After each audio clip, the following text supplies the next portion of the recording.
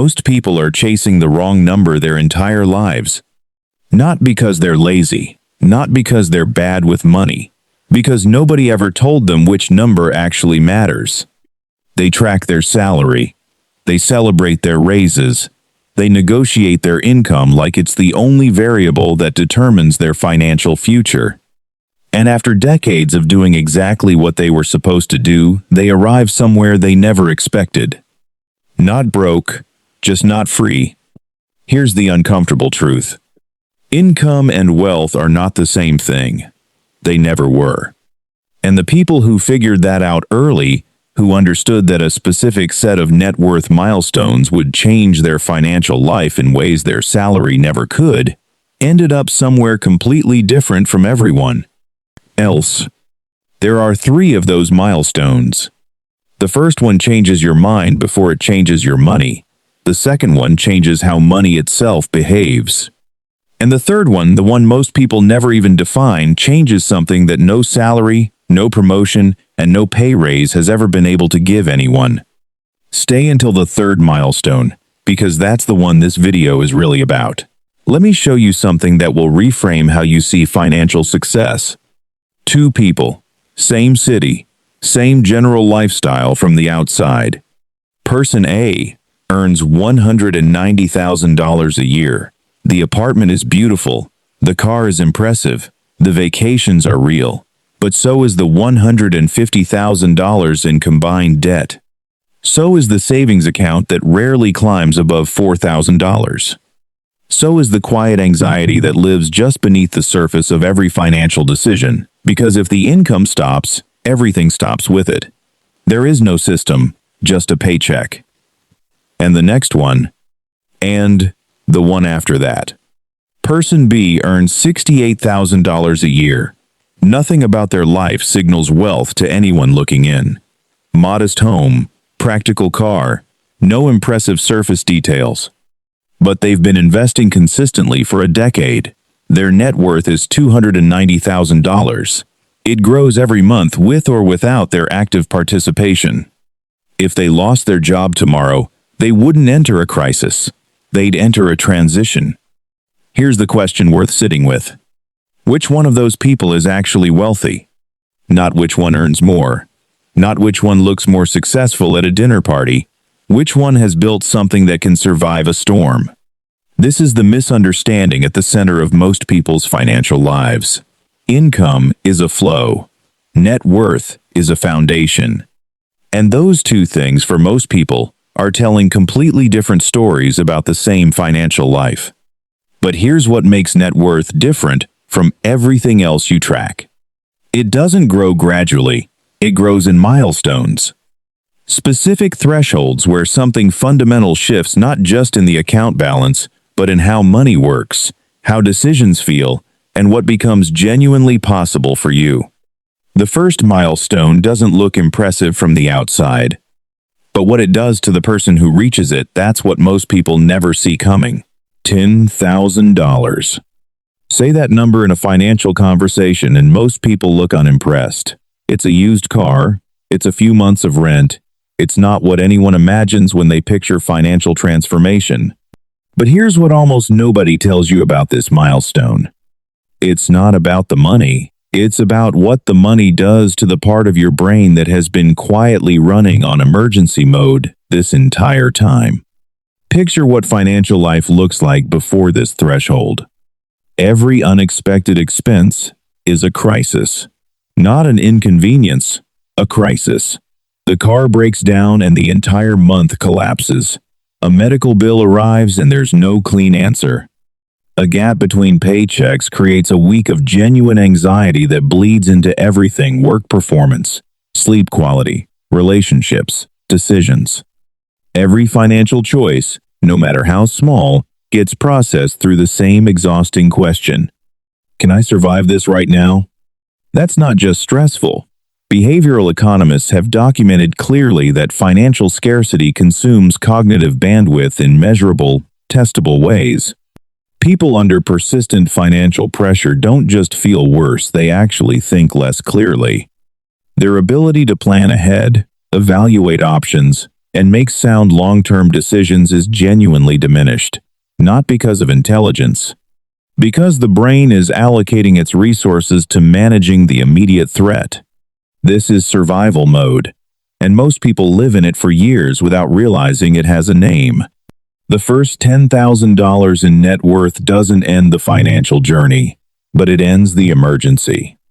It creates a buffer, a layer of protection between your life and whatever happens next. And when that buffer exists for the very first time, something shifts in the background of every decision you make. The alarm goes quiet, the survival filter lifts, and the brain asks a different question for the first time. Not how do I get through this month, but where do I actually want to be? That cognitive shift, that quiet movement from reactive to intentional, changes how someone shows up at work, how they negotiate, how they spend, and how they think about the future. It changes the person before it changes the bank account. And here's what makes this milestone the foundation of everything that follows. The habits that get someone to $10,000 are the exact same habits applied with more scale and more time that eventually reach $100,000. The milestone doesn't just build the account, it builds the identity. But most people assume the next milestone is just more of the same. Bigger number, more comfort, a slightly larger version of $10,000. They're wrong. And the difference between what they expect and what actually happens at $100,000 is one of the most surprising things in personal finance. Something different happens at $100,000. Not just in the account, in the math itself. Here's what most explanations of compound interest miss. They show you the chart, the hockey stick curve, the dramatic numbers in the later decades. They walk you through the theory, and then they leave you feeling vaguely inspired without actually showing you what changes in real terms. So let's be specific. $100,000 invested at a historical average annual return of 8% generates approximately $8,000 in a single year, without additional contributions, without extra hours, without any active involvement whatsoever. That's roughly $667 every single month appearing in an account because the money was already there doing its job. For most people, that number is larger than a car payment, larger than several monthly bills combined. It's income that requires no Monday morning. But the math, as meaningful as it is, still isn't the most important thing that happens here. The most important thing is a shift in how money feels. Before $100,000, investing feels like discipline, like sacrifice, like money you're choosing not to enjoy. The psychological experience of building toward this milestone feels like restraint, consistently choosing the future over the present. After $100,000, something changes in how the whole system registers. Investing stops feeling like sacrifice. It starts feeling like infrastructure. Like an engine running quietly in the background, generating output whether the week was productive or difficult, whether the month felt good or exhausting. This is the shift wealthy people consistently describe when asked about their financial turning point. Not the first promotion, not the first raise.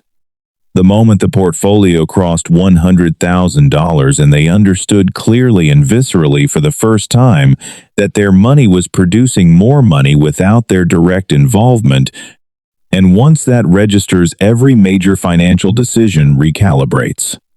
A $50,000 car stops feeling like a lifestyle choice. It starts feeling like turning off the engine for 5 years. A lifestyle upgrade stops feeling like a reward. It starts feeling like a trade-present comfort exchanged for future momentum. This is why wealthy people think differently, not because they have superior discipline, because they can see the system working, and once you can see it working, you protect it differently. But $100,000 is still not the milestone that changes life at its deepest level. The third milestone does something the first two cannot. It changes what you're allowed to say no to. This milestone doesn't have a single universal number. That's what makes it different from everything that came before. And that's also why most people never actually reach it, not because it's genuinely out of reach, but because they never defined it precisely enough to aim for it. It's called the financial independence number, and it's the specific net worth at which your investment returns can cover your living expenses completely. The exact threshold where work shifts from requirement to choice. The calculation is simple. Take your annual living expenses, multiply by 25, that is your number. Spend $40,000 a year, your independence number is $1 million. Spend $60,000, it's $1.5 million. Spend $80,000, it's $2 million. The foundation comes from the 4% rule, the principle supported by decades of research showing that a diversified portfolio can sustain annual withdrawals of 4% without depleting the principal over a 30-year period. Most people calculate their number for the first time and feel it's impossibly distant. But here's what actually happens the moment you write it down. It stops being abstract. It becomes a target, a specific destination with a specific path that leads there. And people with specific targets pursued through consistent behavior reach them far more reliably than people with vague intentions about being financially comfortable someday. But the number itself is still not the point. Think about every meaningful decision you've made in the past 5 years. The job you stayed in too long because leaving felt financially dangerous. The city you didn't move to because the timing wasn't right. The project you didn't pursue because uncertain income felt too risky. The conversation you avoided because financial dependence made it complicated. Now imagine making every single one of those decisions without financial pressure shaping the outcome. Not recklessly, not carelessly, simply without fear as the primary factor. That is what this milestone actually delivers. Not retirement, not a specific account balance. The ability to make decisions based entirely on what you genuinely want rather than what you can afford to risk. Work you choose because it matters to you. A life shaped by preference instead of financial necessity. Most people think the goal is to become rich. It isn't. The goal is to stop having money make your most important decisions for you. That's what this milestone gives. And it's available to far more people than most financial content ever acknowledges, because it's not defined by a universal number. It's defined by your own life. The path through all 3 milestones follows the same underlying structure. What changes at each stage is the math working increasingly in your favor. Step 1 is calculating your real net worth today. Not an estimate, the actual number, every asset listed clearly, every debt subtracted honestly. Most people avoid this step because the number feels uncomfortable. But you cannot navigate toward a destination while refusing to acknowledge your starting point. The number doesn't judge you, it orients you. Step 2 is defining your financial independence number specifically. Annual expenses multiplied by 25. Write it somewhere visible. That is the destination. Everything between today and that number is the route. Step 3, and the single most impactful structural change most people can make immediately, is automating investment contributions before the lifestyle can claim the income. Not saving what remains at the end of the month. There is almost never anything meaningful left. Moving a fixed percentage to investment accounts the moment income arrives before the rest becomes available to spend. This removes the monthly decision. And removing the monthly decision removes the most consistent reason people fail to build net worth, not bad intentions, but the predictable human tendency to spend whatever is visible and accessible. Step 4 is choosing the right vehicle. For most people working through these milestones, a low-cost, broad market index fund with a minimal expense ratio outperforms nearly every more complicated alternative over 20 to 30-year horizons. Not in every individual year, across time. Simplicity in long-term investing is almost always an advantage. Step 5 is protecting the gap as income grows. Lifestyle inflation, allowing spending to expand in perfect proportion to income, is the primary mechanism by which people cross these milestones and drift back. Every raise that flows entirely into lifestyle is a raise that pauses the compounding engine. The people who move through all three milestones and stay there treat income growth as an opportunity to widen the distance between earning and spending, not as permission to close it. Here is what these three milestones are actually about. $10,000 is not about the number, it's about ending the emergency, creating the first real buffer between your life and whatever comes next. Giving your brain room for the first time to think beyond survival. $100,000 is not about reaching a round number. It's about the moment investing stops feeling like sacrifice and starts feeling like a system that works whether or not you show up on any given day. Your financial independence number is not about retirement. It's about choices, real choices. Choices that aren't pre-filtered through financial anxiety before you even get to consider what you actually want. Most people spend 40 years chasing income and wonder, quietly, why the freedom they expected never quite arrives. The people who build real wealth spend 40 years building net worth. Both groups work hard. Both show up. The difference in where they end up and in how their lives feel along the way is almost impossible to overstate. Your salary tells you what you earn this year. Your net worth tells you what you've built for every year that follows. One of those numbers shapes your future. The other just covers this month. If this changed how you think about your financial life, subscribe and drop a comment. Which of these three milestones are you working toward right now? And what is the one thing standing between you and reaching it? See you in the next one.